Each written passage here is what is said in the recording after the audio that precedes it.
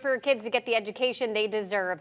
Yesterday, the Florida Senate passed a comprehensive package of education legislation called Learn Local. Hello again, I'm Amanda Hall. And I'm Russ McCaskey. The bill hopes to put schools on the same playing field. Now, Wink News anchor Annette Montgomery joins us in studio. Annette, a senator from Naples, is weighing in. What does she have to say?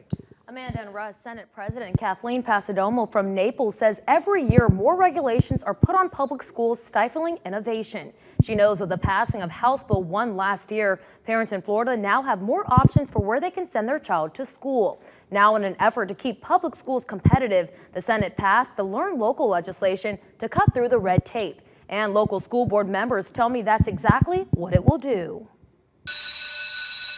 Talk to a public school official and they'll tell you. Since the beginning of time, the playing field was not level, so they're trying to level it out a little bit. The private and charter schools have a lot of advantages over the public schools. The Learn Local legislation passed by the state Senate this week aims to balance it out a bit. State Senate President Kathleen Passidomo says it's time to, quote, unleash the power of public schools to compete. Among other things, the legislation eliminates a public school mandate that Lee County School Board member Armor Persons knows will make public schools more competitive.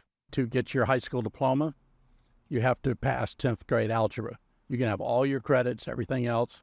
But if you withdraw from a public school and go to a private school and enroll for that last few weeks, you can get a diploma.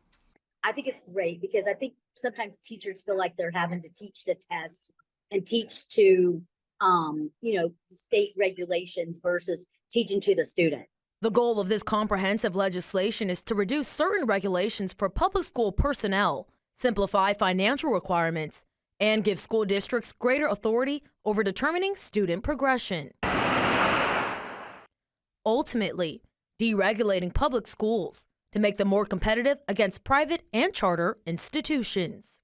This could be more money and more freedom to do what is necessary to teach our children, and it's going to open the doors for more opportunity.